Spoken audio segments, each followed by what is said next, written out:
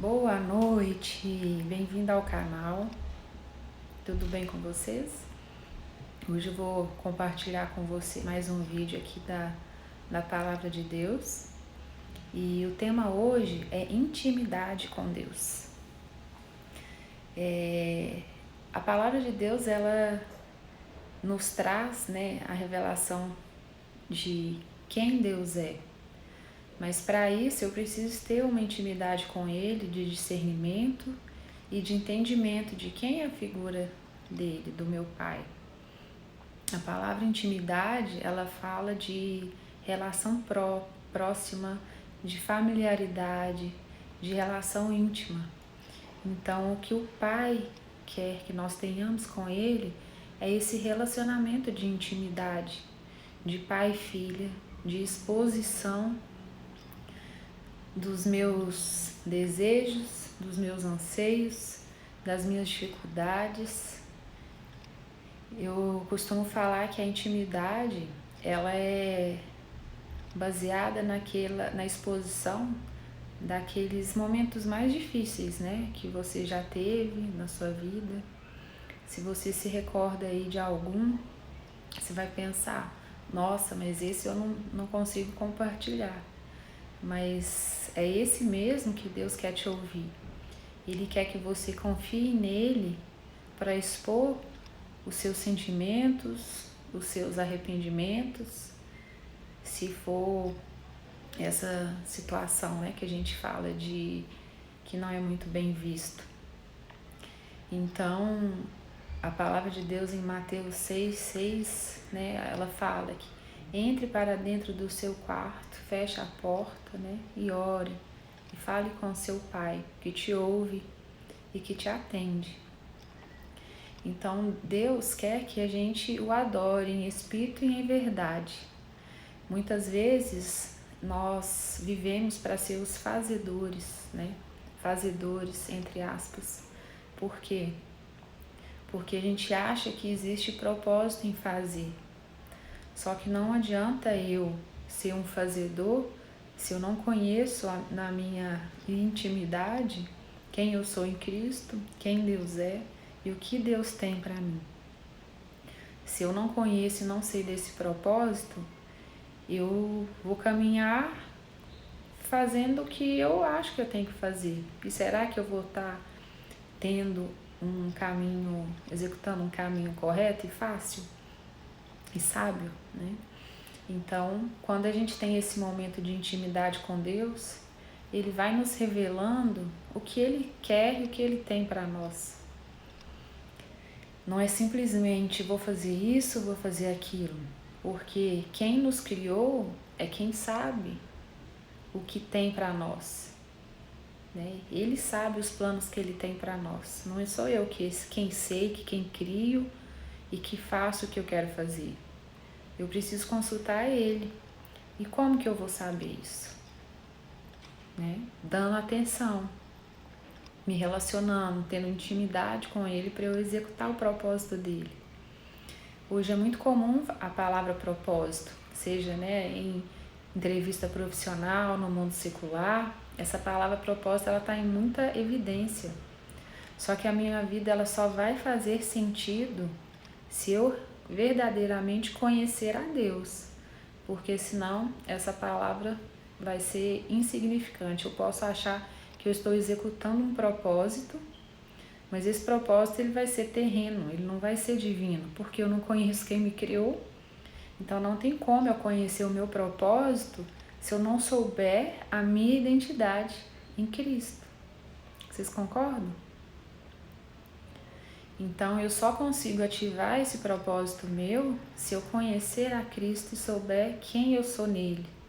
Então, em Gênesis 1:26, ele diz, que eu sou imagem e semelhança de Deus. Gênesis 1:26, 27, diz que nós fomos feitos para dominar sobre todas as coisas.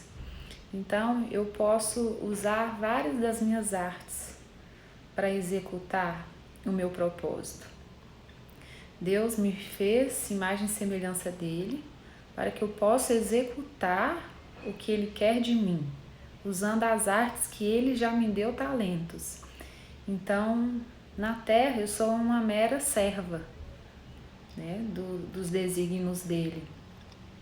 Eu preciso entender esse propósito que é o servir, que é alcançar pessoas para satisfazer o coração de Deus e para que isso faça sentido na minha vida. Deus deu a terra para os homens, para a gente conquistar a terra. E pode até gerar polêmica, mas as pessoas falam, né, que Deus está no controle de todas as coisas. A minha frase é: nós estamos no controle, o homem está no controle, mas no comando está Deus. Pode soar, né, de forma negativa isso, mas por que eu estou falando? Porque Deus nos deu a terra para que nós dominemos nela. Só que não tem como eu fazer isso se eu não buscar a presença de Deus. Se eu não souber o que Ele tem para mim, como é que eu vou dominar? Vou dominar o quê? Se eu não sei para quem eu fui chamado, para que eu fui criado. Deus, Ele me criou, Ele me formou no ventre da minha mãe antes que ela soubesse. Ele já tinha me criado. Ele já sabia da minha existência nele. Então, o manual, ele é sempre do fabricante, né? E o manual que a gente tem é o quê? A palavra, né? A palavra e os momentos de comunhão com ele. Então, a gente sabe que quanto mais tempo a gente passa na presença dele, mais ele revela coisas a nós. Nessa quarentena, eu não sei vocês, mas eu tive muita experiência com Deus, muita intimidade, porque é o que o próprio Mateus 6,6, né, diz: entre para dentro do seu quarto e fecha a porta. Eu fiz isso, né, literalmente entrei para dentro do quarto, mas é porque muitas vezes o mundo, ele parou lá fora e a gente teve que continuar, mas dentro de casa, né? Então foi um momento, de certa forma, um privilégio, pensando, né, nesse lado de intimidade, porque tiveram muitas consequências, né, danosas para toda a população, a questão da saúde pública, saúde mental, a questão econômica, né, comercial, muitas perdas, né, de saúde financeira, muitas crianças, né, sem entender nada. Então a gente sabe que pode vir uma segunda onda aí com problemas sérios, né, graves em relação à saúde mental, né, que nós temos que passar com muita sabedoria, né, mas eu costumo falar que nosso alvo, ele é Cristo, e se Deus permitiu esse momento, nós temos que passar por ele, ressignificar o que foi ruim, né, se adaptar a esse período e continuar com a sabedoria que ele nos dá, com a provisão que ele nos deu diariamente para nos manter, e continuar, ressignificar os maus momentos e permanecer.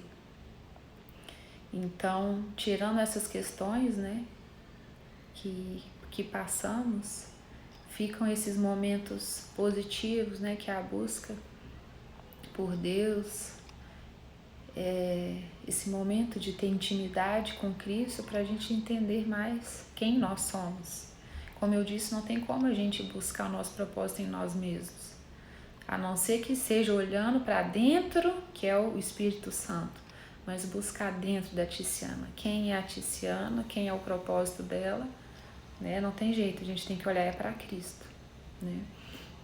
Então, eu tenho aqui cinco itens, né, para a gente falar sobre essas vantagens de ter uma vida com propósito. O primeiro deles é dar sentido.